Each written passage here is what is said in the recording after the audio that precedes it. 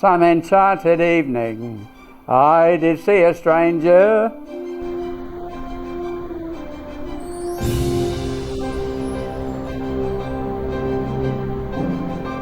After dancing all night, I did take her outside and I made a pass or two. Like most city boys wanting a grab, I got whacked from the trouble.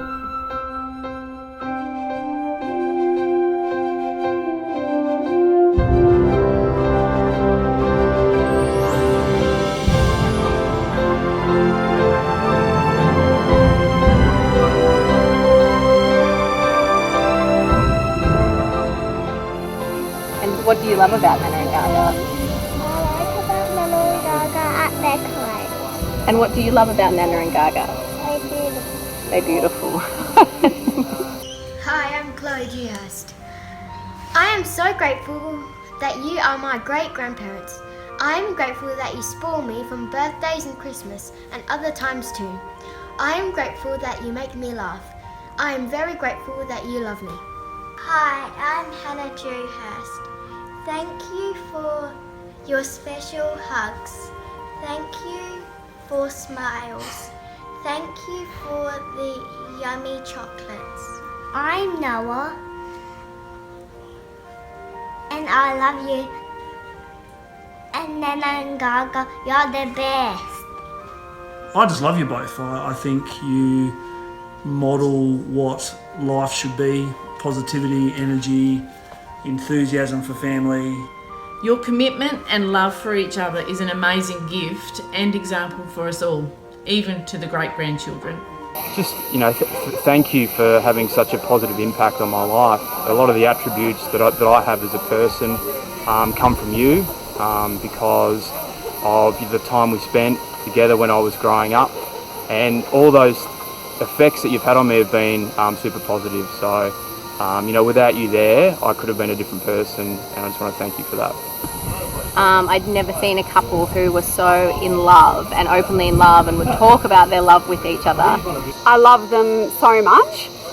When I think about them probably nearly every day, I think about their love for each other, their love for us, how they've created this family values kind of vibe where we all just want to spend time together. They've made Christmas this really special event, not because of Christmas itself, but because it's just family. And I want to thank them for their years of kindness, fun, generosity towards Julia and I. And I hope we have many more years to come like that. Together they're a very romantic couple.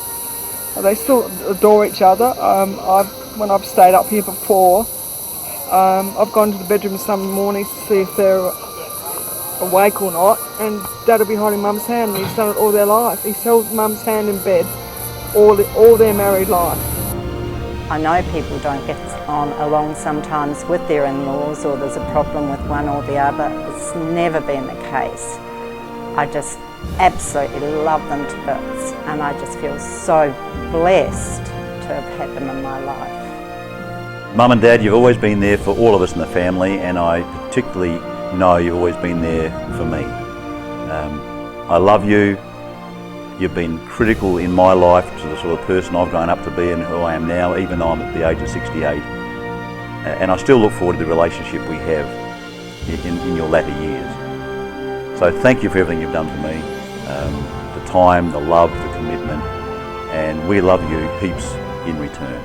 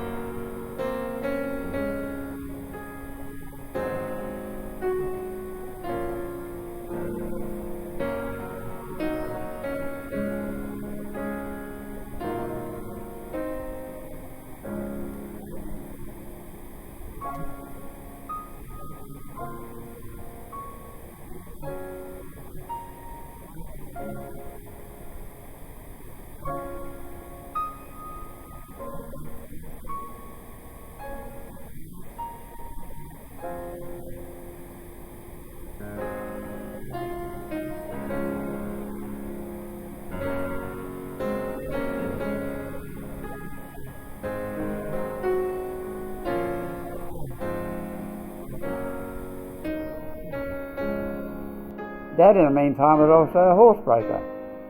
And he used to coin a little phrase: any good horseman would hear the sound of his own horse's hooves as they galloped by in the herd. That's what he reckoned should have happened. Whether that really did, I wouldn't know. Hell, Bill. The Nicholls, when they came out here, there was a bit of a mixer. We're not too sure. That the Nicholls mob would have been Church of England, and on my mother's side, of course, there were some Presbyterians from Scotland. So we were a bit mixed up, but when they came to Australia, the only church on top of the hill was a Methodist church.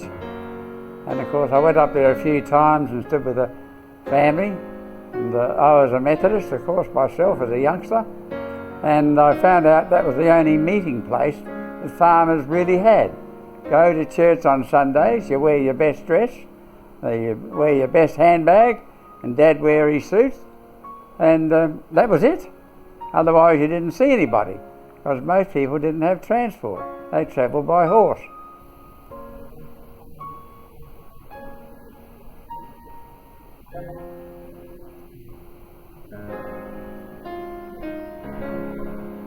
Well, the district in South Australia for Parliament was the district of Stanley. They elected 2 members for Parliament. My dad was one of them. So he belonged to the district of Stanley.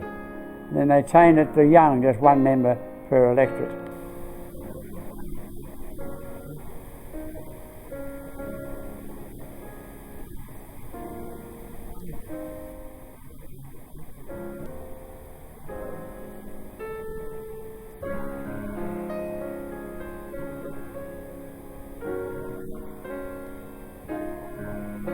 Know where the name Stanley came from?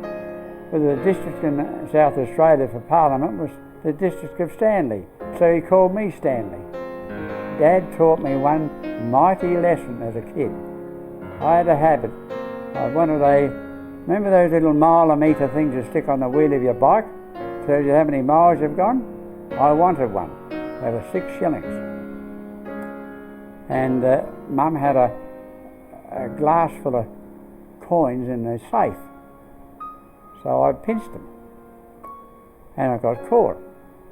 So first of all, I got marched down into the shed and got a whack for my trouble. And then Dad gave me a nice talk about being polite and nice and doing the right thing. From now on, he said, if ever you do anything wrong, you go straight up and admit that you've done it.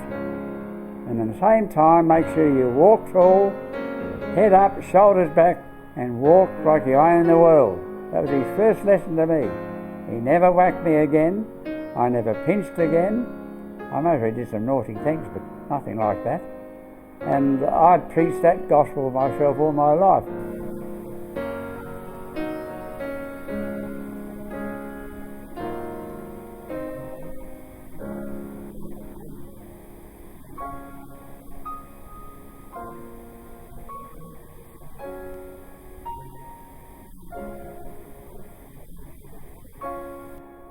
Horseback was still going at that time, and on the big port road from Adelaide to Port Adelaide, they still had the big old steam trucks. If you rode fast enough, you catch up on your push bike and hang on, which was illegal, but we all did. We had double-decker buses. The double-decker buses, of course, like they had in London, didn't have a top on them, but you were out in the open. And if you ever played up there, the old conductor would race up to tick you off. So you climb over the top, drop down on the bonnet and slide off. So we were rather little rascals, really, when you come to think of it. We liked playing around.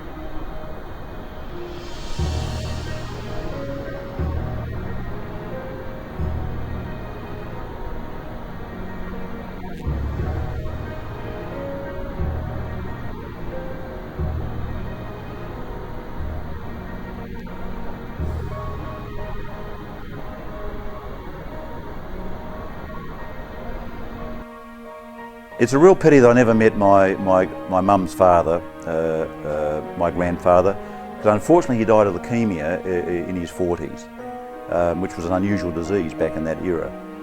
However, at the young age of in his 40s, he had amassed a significant business. He was a wealthy man, and he'd all done it through bakery. He had the largest bakery in Adelaide, bakery called Golden Crust Bakery, which he'd grown from one shop into a full distribution network and large bakery. And then he then invested in real estate around Adelaide, and he was a property investor. And all the family evolved into that business.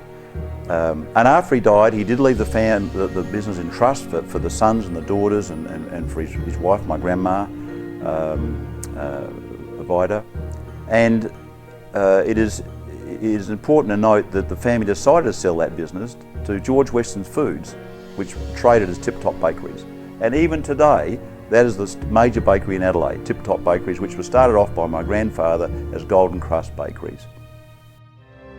I went to primary school for starters for 7 years. I passed my QC. I spent 1 year in high school. I didn't do very well there because I wasn't classified as an A stream bloke. They called me a B stream bloke. A stream was usually the academic potential. B stream was the commercial potential. C and D, well, that's just the also-rans. And I've never met such a rowdy bunch in my life in the classroom. But it was wonderful. The teacher used to play footy with us outside at lunch breaks. So that was really a lesson in itself. Getting on with the school teacher and all these fellas who were, including me, a bunch of larrikins. Oh, the one at school we did play a lot, primary school. Marbles. The other one at primary school was branders. You ever played branders at school? You have gangs, right? Now the schools in those days had no bitumen laid down, no lawns, just dirt around the buildings. So it was a pretty dusty hole, believe you me. And of course you're in a class, not with 20 kids, you'd have 60 or 70 kids in the one class. How the hell a teacher kept up with those, I have no idea, but they did. But at lunchtime, you played branders. You have a tennis ball, you have gangs, and you fight. If you get hit by the ball, you're out. And you had to go back into some sort of a shed, or you're out of the game. And that used to hurt too, because you get a few in the face, you knew all about it. There were very few fights, no kids fought much. It was good fun. I was put in the A stream when I left high school into Prince Alfred College, which was the Methodist private school in Adelaide. It had a number of boys, about 600 when I was there. Only 4 schools in South Australia had cadet corps. Prince Alfred College, St Peter's College, Scotch College and Adelaide High School. No, the only 4 that also had rowing teams too, strange as it may seem. They're all big schools and they're all classified as future academics as opposed to just going into trade. Well, my sports at school were a little limited. I played AFL football, but I was a good ruckman. I was a good goalkeeper. I never got in the top team. I played in what we had at Prince Alfred College, the 4th football team. And I did get my blue, as they call it, in rowing in the school 8. When I was at school, I was very interested in methodical things, and they had a cadet course, so I volunteered straight away when I first joined the school when I was 13. And I went through the NCO class straight away. I wanted to get some sort of recognition of my skills, of course, and get a rating. And I eventually became in time a sergeant major. So anyhow, I did all the ordering about getting our 3 companies, 200 in each company. And I loved giving orders. And I had a very loud voice, you know, company! And so I did that very well. That finally, in my last year at school, I got promoted, and nothing was finalised as an acting cadet lieutenant, because normally those positions go to the prefects of the school. The goody good choose, you know, blokes who never make mistakes. Well, I was very friendly with the headmaster's son. He was a bloody larrikin, I was a larrikin, and we never made prefect, either of us, even though we were the right age. And I stuck in the A stream till I left, but I must admit I didn't matriculate. That word in Australia at that time, you needed matriculation to enter the University of Adelaide.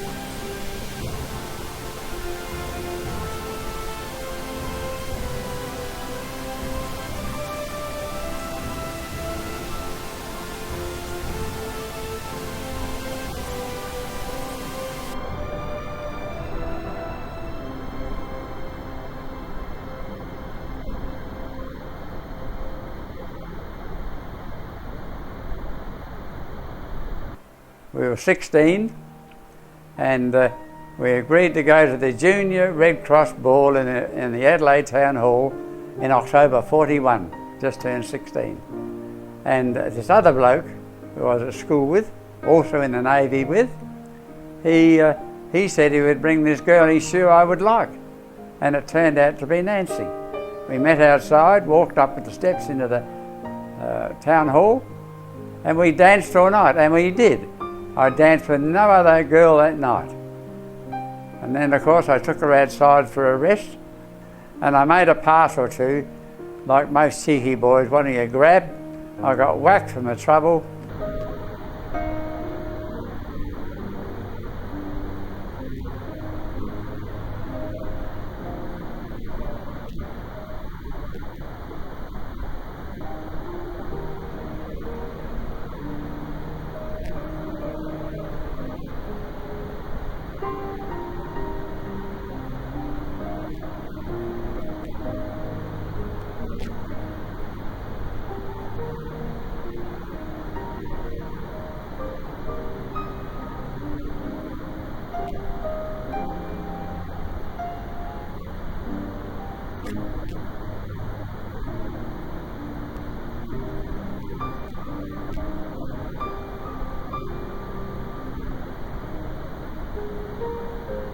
And eventually, of course, I developed a nice three-person song, or three-song person, to demonstrate my zeal in getting a girlfriend. And I've sung this every year for quite a number of years now, every one of our anniversaries. So I will sing it to you. There are 3 songs: Some Enchanted Evening, I Danced All Night, and I Love You and Don't You Forget It. These are the 3 songs, so I hope you enjoy them. Some enchanted evening, I did see a stranger and met my darling Nancy at the Adelaide Red Cross ball. So we danced all night, we danced so tight, and left for a rest outside. And I made a pass which made her gasp and made her bloody wild. So she gave me a whack and said, enough of that, and we loved each other evermore. And we got married 5 years later, 21 years of age. So I love you and don't you forget it. I never, never, never did regret it. I love me too and you won't regret it, Nancy. And we've been married ever since for the last 70 years.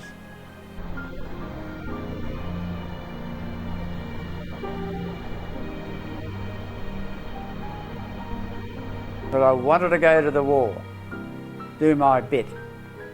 And unfortunately, to go in the army it would have taken well over a year, so I decided to pick the Navy, because the Navy is fast. You do 3 months at the Flinders Naval Depot for training, and straight after that you finish your training at sea. I joined the Officers Training School, and you're allowed 3 commanders' reports if you get into trouble. And being a bit of a larrikin, I found it a bit hard to take some of their what I call ridiculous decisions. At any rate, I got caught wearing khaki socks with a blue uniform on a Sunday parade when we'd been fighting the bushfires the day before, and asked the reason why we're wearing khaki socks.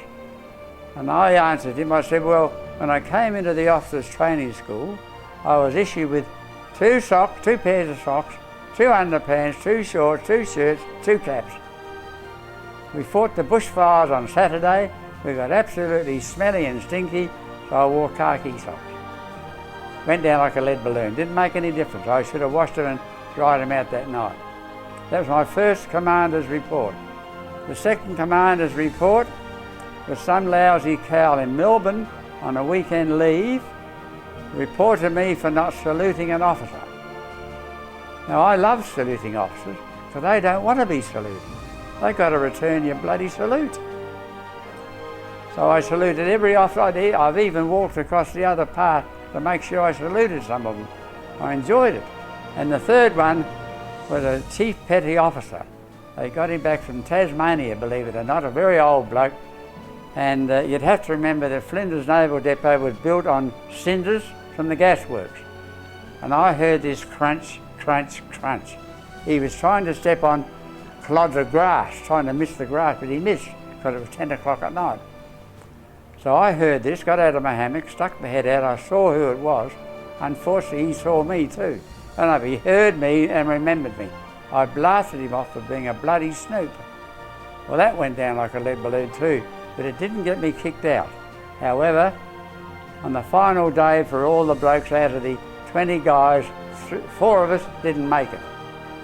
One was a petty officer before. They confirmed his rank as a petty officer.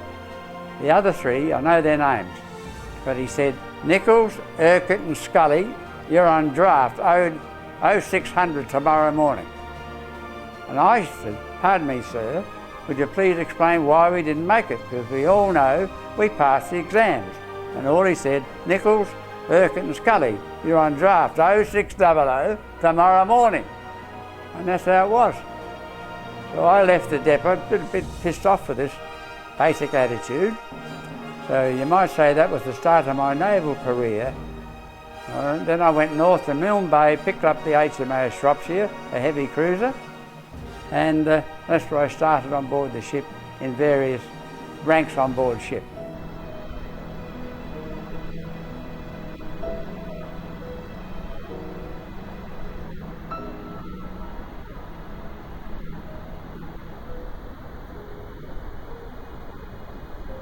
Well, when I joined the Navy, I said to Nancy, we've been going together for a couple of years, that we can't keep this up for the next 1, 2 or 3 years. You don't know how long it might last.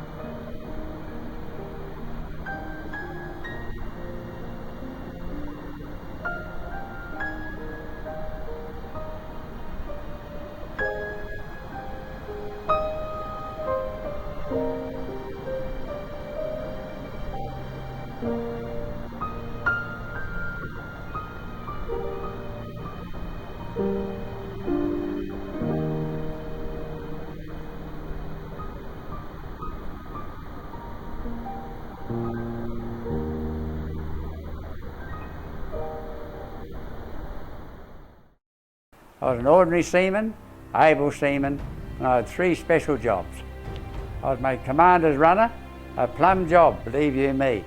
You might have to run around behind the commander all day and get him things, get people, but it was a very tolerable and very nice job.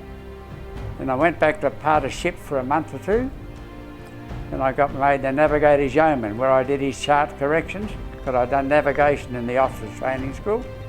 And then I also became, after my 6 months, only allowed 6 months, I then made the meteorologist yeoman, where I did his weather charts for him, collected all the information, he made the forecast. This is back in 1944. One time I really got frightened. My action station was on the starboard side of the bridge. I was navigator's yeoman, and the kamikazes had been attacking the whole fleet. And this day, one came straight in on the port side, very low over the water. And the captain said, "Clear the bridge." I didn't hear him. And when I looked to the port side and suddenly found there's no one on the bridge except me, I saw this plane coming in. His wing went straight over the top of the Oerlikon machine gun and B turret. His wing dipped between the bridge and the back of the turret. I saw the pilot with his white band round his head, his face very clear. Well, then it was, I can't remember now. It went into the sea. In my horrible fear, I ducked down behind the steel decking of the bridge. And when I squatted down, what I didn't know, that I'd wet myself. And it wasn't until the gunnery officer came back up top later and said, "Nicholls, get up and man your post." "Yes, sir." And about half an hour later, I smelt urine. Thank God I'd only piddled myself. It had run down my leg, and I was in that for another 2 days. This is one of the longest days I'd ever spent on the bridge, 76 hours without going off the bridge. We were so closed up with air attacks. So it was really a frightening few days with kamikaze attack over the whole fleet.